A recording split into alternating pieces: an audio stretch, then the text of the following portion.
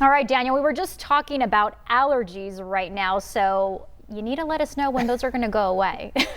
Angelique, it's not going to be for a while. We are going to see plenty of sunlight over the next few days and no good chance of rain. I want to talk about that rain chance here in just a moment. But first, let's go ahead and get into that wind. Still coming out of the west, pretty strong, in between 15 and 20 miles per hour. That's been consistent over the past few days, but I'm expecting that to die down as we get into both Saturday and Sunday. Those temperatures, though, looking pretty good, staying in the 80s. And we're going to be expecting the same thing for tomorrow, as Midtown's looking around 84, Sahuarita expecting 85, Tucson Estate's around 84 as well, and those low temperatures still in the upper 40s or lower 50s for many of us around the Tucson area. Now you're starting to see some changes if you look at the rest of southern Arizona. Ajo looking at 82 for that high temperature, while a spot like Bisbee only expecting 73. So the reason why you're seeing such drastic differences here is all because of elevation. Bisbee's at a much higher elevation than a spot like Sells and Ajo.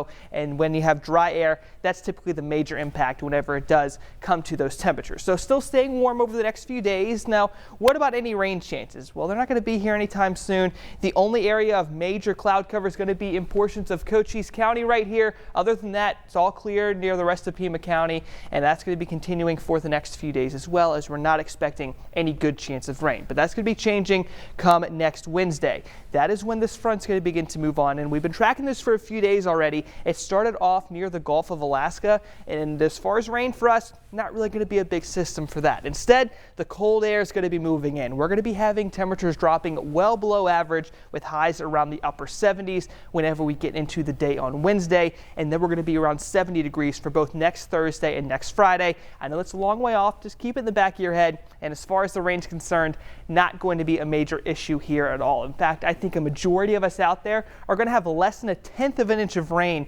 as we get into both Wednesday and Thursday before this wraps on up. Now, as far as the timing for you, most of this is going to be between about Wednesday afternoon through about Thursday afternoon, and most of that rain is going to be light to drizzle at best. As Angelique was mentioning before, that pollen is going to be very high over the next few days, and I think next Tuesday is going to be the worst of it before we have that front moving on in. So remember to take care of that if you plan on being outdoors over the next few days. Now, with those temperatures, again, we're staying in the mid 80s all the way through next Tuesday. Very good chance we have a quick round of rain early on Wednesday before we get into Wednesday afternoon and Thursday. And as far as the best chance, really Thursday morning is when most of that heavier rain is going to be moving in, if we see any at all. But Angelique, the bigger takeaway I have here is going to be those temperatures. Again, no severe weather, no thunderstorms with that system, but those temperatures, they are going to be down around 78, 70 degrees, and eventually 69 as we start off that following weekend. So really looking pretty good over the next few days. So get out there and enjoy this coming weekend. I know. I still can't believe we're even talking about the 60s in the month of April. I know. Like we were talking about during break, March was very cold. It looks like we're going to have another quick round of that before we really get into spring. I know. We'll see what Mother Nature brings us in the future. Thank you so much, Daniel. Well, up next on News 4 Tucson at 4, a man who